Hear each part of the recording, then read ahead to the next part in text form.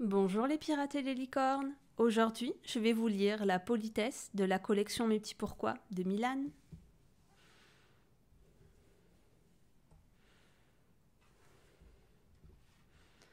Ce matin, maman se glisse dans la chambre de Lucie. Elle entr'ouvre les rideaux, s'assied sur le lit et chuchote. Bonjour ma marmotte. Encore un peu endormie? Lucie répond doucement. Bonjour petite maman. Bonjour, ça veut dire qu'on souhaite à l'autre d'avoir du bonheur dans sa journée.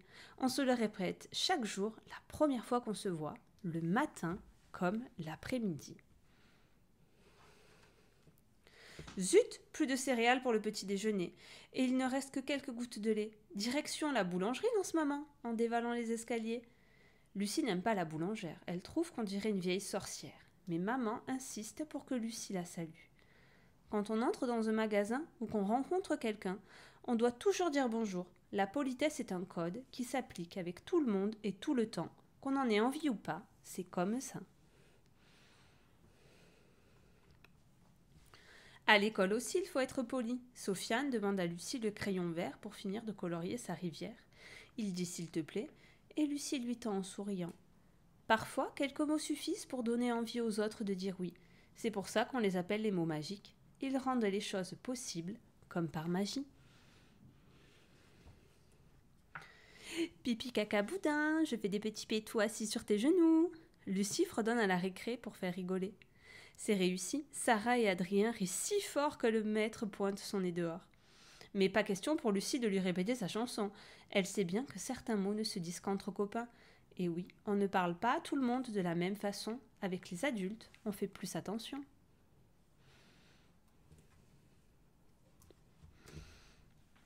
De retour en classe, Adrien fait tomber un pot de craie sur son pied. Surpris par la douleur, il lâche un gros mot. Un de ces mots pas beaux qu'on ne dit jamais jamais, ou alors on se fait gronder. Les gros mots, on ne sait pas toujours ce qu'ils signifient. Les prononcer, c'est risquer de dire une méchanceté sans le savoir et de faire de la peine sans le vouloir. Mais on peut les remplacer par des mots rigolos.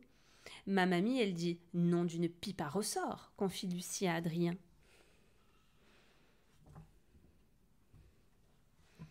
Le maître en profite pour parler de la politesse. Il raconte combien c'est différent d'un pays à l'autre.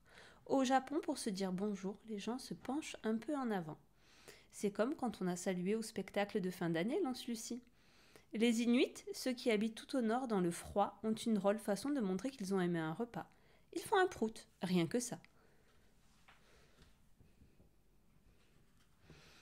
Dring! La cloche sonne l'heure de la cantine. Les enfants se mettent en file, mais Lucie a eu de faim de loup, une faim qui dépasse tout. Alors elle pousse un peu et double 1, 2, 3 copains.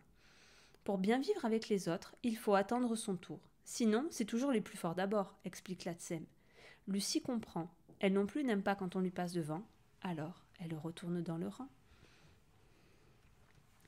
Au programme de l'après-midi, c'est sport et acrobatie. Le maître a installé un parcours. Il faut grimper, sauter, ramper.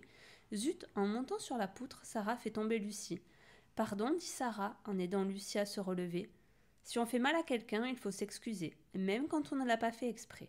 La politesse, c'est pratique. Le plus souvent, ces règles t'indiquent comment bien te comporter. C'est l'heure des parents. Papa récupère Lucie et discute avec un groupe de mamans.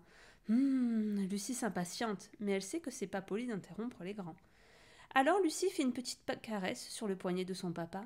C'est un code entre eux qui signifie « Quand tu auras fini, ce sera à moi de parler ».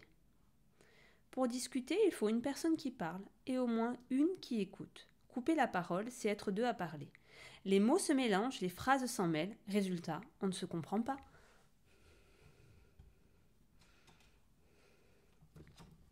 Avant de rentrer, Lucie et papa font un arrêt chez l'épicier. La dernière fois, l'épicier leur a offert un bout de saucisson pour goûter. Mais cette fois, il ne leur propose rien. Lucie demande carrément « Du saucisson, s'il vous plaît ?» Papa fait les gros yeux. Un cadeau, ça ne se demande pas. Et encore moins une faveur dans un magasin. Cette fois, même les mots magiques ne suffisent pas. Direction la maison. Dans le bus, Lucie voit un jeune homme se lever pour laisser sa place à une vieille dame fatiguée. La politesse, ce n'est pas que pour les enfants, car toute la vie, on doit être poli. Ça montre à l'autre qu'on le respecte, même si on ne le connaît pas. Surprise! À la maison, mamie attend Lucie avec un petit cadeau. Regarde le joli bonnet que je t'ai trouvé. Et hop, mamie lui enfonce sur la tête jusqu'au nez. Le bonnet gratte, il est trop chaud, Lucie ne l'aime pas. Mais elle remercie sa mamie pour son cadeau. Pourquoi? Parce que sa mamie a pensé à elle et a essayé de lui faire plaisir. Ces marques de gentillesse valent bien un peu de politesse.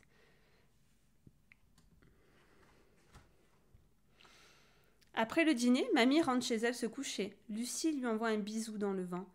Au revoir, ça signifie qu'on se sépare, mais pour un temps seulement. On peut se le dire de plein de façons, avec un mot, un geste de la main, un bisou sur la joue. À chacun de choisir ce qui lui convient. La politesse fait plaisir aux grands, mais pas uniquement. Elle rend la vie plus simple. Et même si c'est difficile d'être poli tout le temps, l'important est de faire de son mieux, de tout petit jusqu'à très vieux.